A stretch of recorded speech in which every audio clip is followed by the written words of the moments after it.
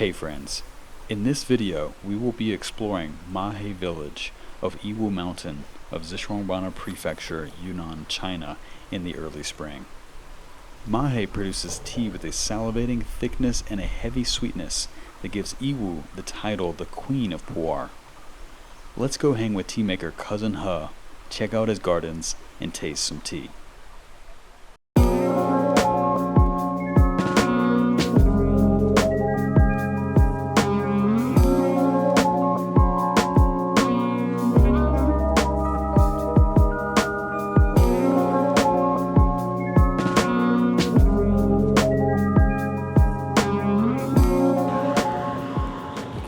So this is the gate to one of the more core production regions of Yiwu Mountain. So this is, we're about to be in Loshuidong and then in the neighboring village Mahei.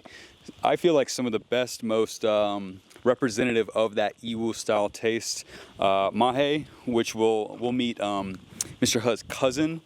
He makes some of the best tea in this area. So he's got ancient trees, he's got smaller trees. All of his tea is really, really good. And I feel like that really encapsulates that very sweet, soft, expansive texture in the mouth. It's incredible, incredible tea. Excited to try some of this.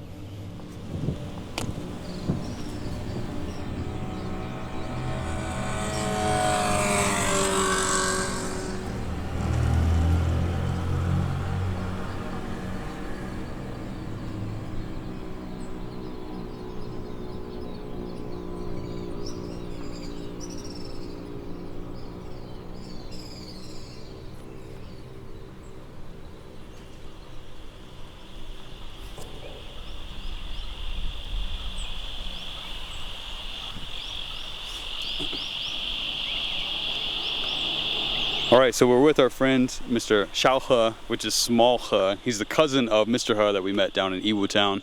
And we're here in Mahei Village. We're about 1,400 meters up from sea level. And we're about 200, 300 meters probably up from the town. So he lives on the hill, and he took us further up the hill to see these ancient tree gardens here.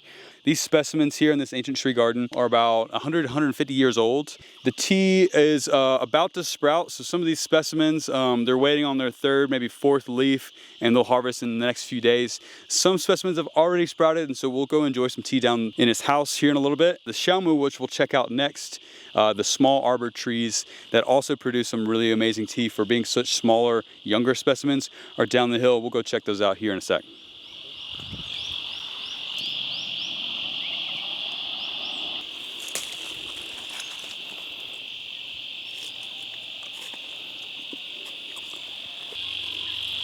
All right, so we're in the same garden area, the same ecology as the ancient trees, just further down the hill.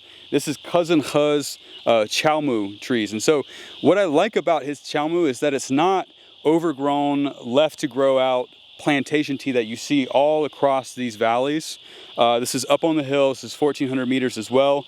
And these specimens, probably about 20 to 30 years old, and they're allowed to just grow out a bit more.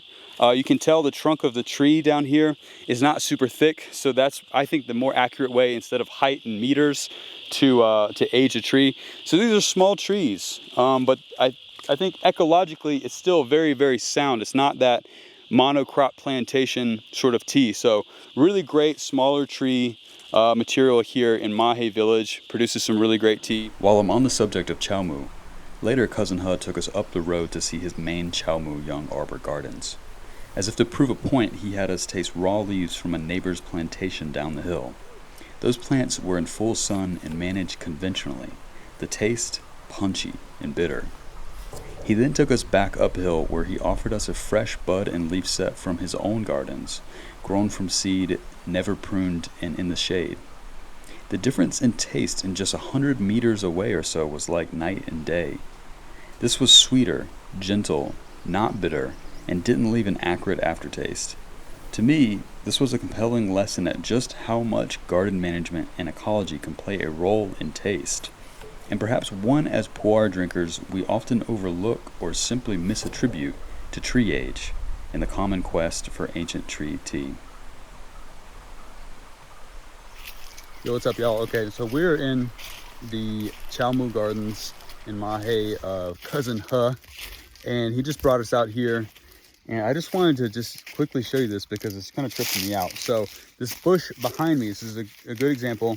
All these bushes that you see are, guess how old? Just guess how old. I mean, so it's down here, this trunk, and it's taller than me. It's almost 7 foot tall. It's 17 years old. There are so many tea producers that will take you to a garden. They'll show you a tree like that and they'll say, oh yeah, 50, 60, 70, whatever. And they'll call it dashu or what have you. But I like that he was honest about the age of this garden just being 17 years old, because he remembers planting it. He knows when he planted this. It was just 17 years old. And he's not been pruning them and he's not been spraying them. So I think this is an ideal garden management and ecology here in Mahei for some qiaomu tea, which just means tall arbor.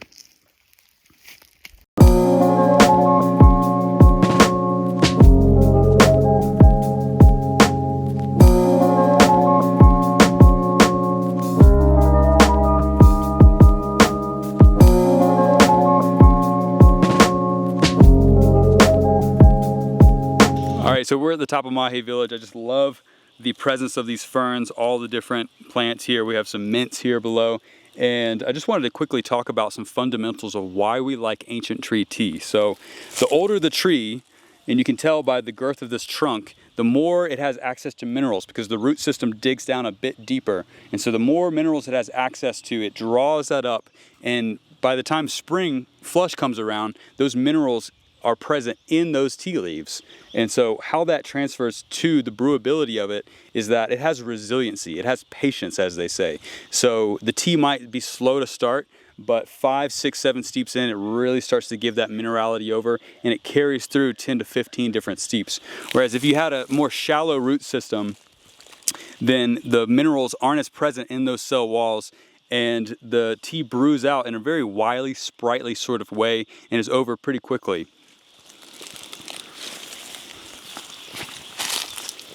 All right, so we're at the top of Cousin He's Mahei Ancient Tree Gardens, and a specimen like this has now been separated and will be in either danjucha or gaoganshu production. So danjucha is single tree production, gaoganshu is tall poultry production. Similar, but needless to say, trees like this, they represent the age of the garden. So this tells me that this tea garden has been here for a long, long, long time. A lot of the specimens aren't nearly as old as this. Who knows how old it is? Maybe it has a lot of resources that it's drawing up and can reach this size. But this size, since Camellia sinensis, it's such a slow growing specimen. I mean, this girth of this trunk, I mean, if I had to just compare to what other folks are saying, 400, 500, 600 years easily, I would say. And you can see a lot of the epiphytic plants, a lot of the moss, a lot of the lichens growing on here. Clean environment, amazing air, amazing soil. Incredible to see such an ancient specimen like this here in Mahei. Okay. All right, so we're at the top of Mahei Village. I believe this is west of the village, and we're almost in the forest. And this is, I think, what they call the Shimenkan area. This whole area fetches prices that are probably 3 times as much as the ancient tree material that we saw a little bit lower on this slope. And you can tell, I mean, this is essentially just forest tea. It's quite incredible. And the reason I wouldn't get tea from this area is because of the acclaim. And while the ecology is really, really beautiful, they've transplanted in the last 10, 20 years, a lot of smaller trees. And this makes incredible tea. Ecologically, I think that's the best qualifier. I wouldn't necessarily say ancient tree material is always going to be the best, because an ancient tree in a lesser clean environment produces, I don't think, such as good tea. But in the Shimenkan area, this forest tea produces really incredible tea. But due to that acclaim, probably wouldn't go for this tea. Just a little bit down the hill where the tea trees are a little bit older, I think that's a little bit more ideal in Mahei.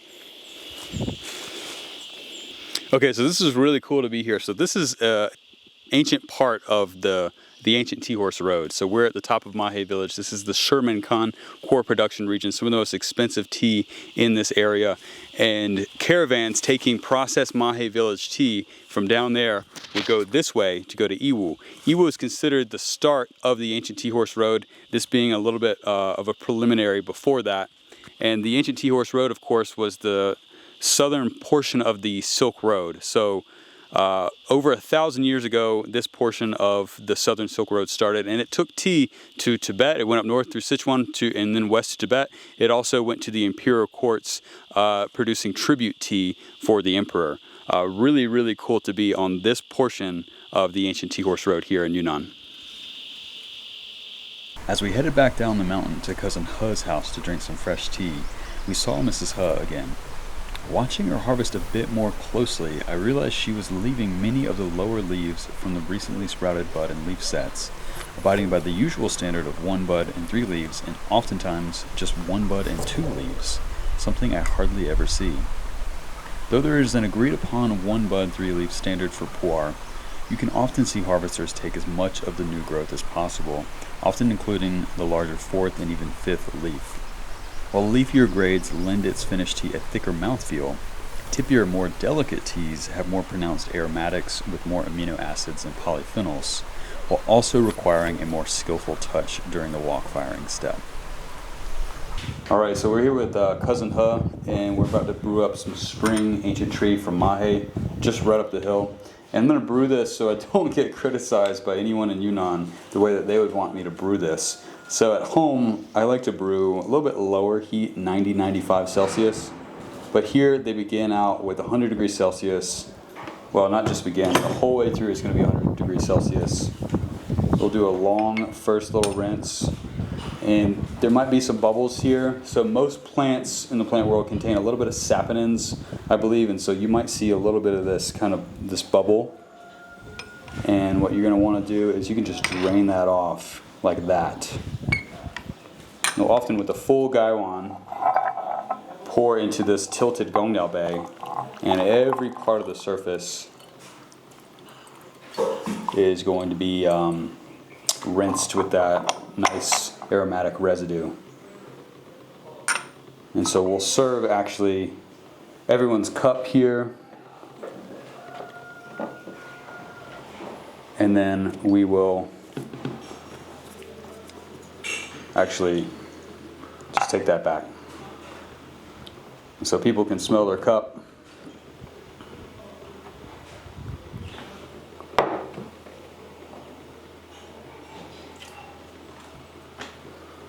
So we're ready for the first steep, and we can talk about some impressions here. So they like to just aim for 1 part down the side of that gaiwan.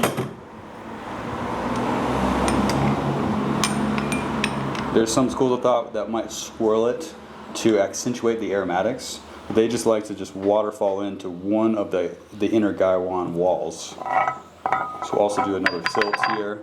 If you splash the liquid down into it, that will disperse some of the fragrance. So nice, smooth, even pour into that gongniao bay. It smells incredible. All right, first steep, Mahei Spring Tea, Ancient Tree Gardens.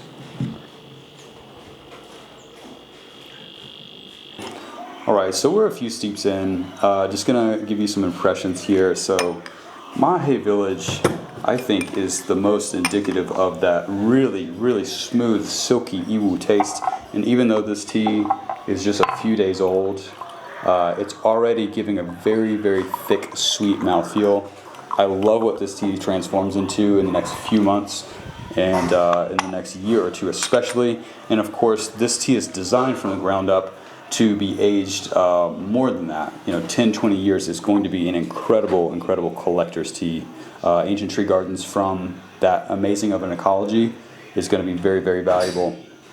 And so I was asking Cousin He here what the temperature of the wok is, because we want to get all the specs. We want to compare what's actually going into these productions.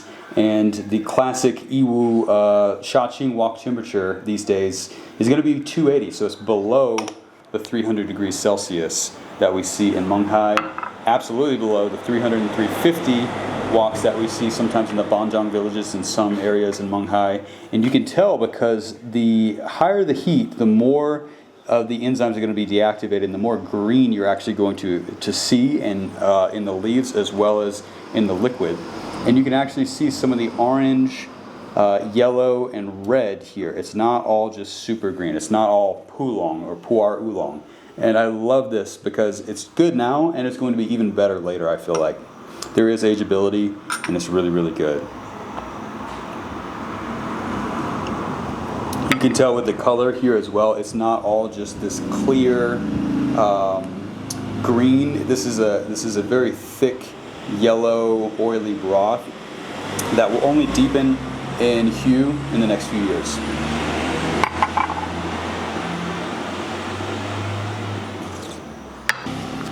Okay, so we're almost pretty much brewed out of this tea, so I think this is like 10 steeps in, and I wanted to quickly just talk about what we can look for that confirms some of the ecological situations and some of the processing situations. So actually, let me, there was one that was a perfect example on the top. Let's see if I can find it. So there's what they call horse hoof. You can see here the bottom of the pluck. You can tell it almost came off of a very woody structure, and it almost brings up a little bit of the wood of the ancient trees with it. And that's very typical of an arbor sort of situation here. So you can brew these teas out and kind of judge on your own these sort of things. This is again called horse hoof. And yeah, here's a good example, yeah. That one right there, horse hoof. Now, if we were to brew this out and let it steep for 30 more minutes, we would really be able to blow up the stems to judge its pliability. But you can already see that these stems have a suppleness and a thickness to them, which is indicative of ancient tree material. If it was young tree material, it would be almost twiggy and really, really thin. And of course, these stems would blow up, and the true test is to brew it out really significantly. But you can already tell the pliability and the ropiness of these thicker stems here. Yeah.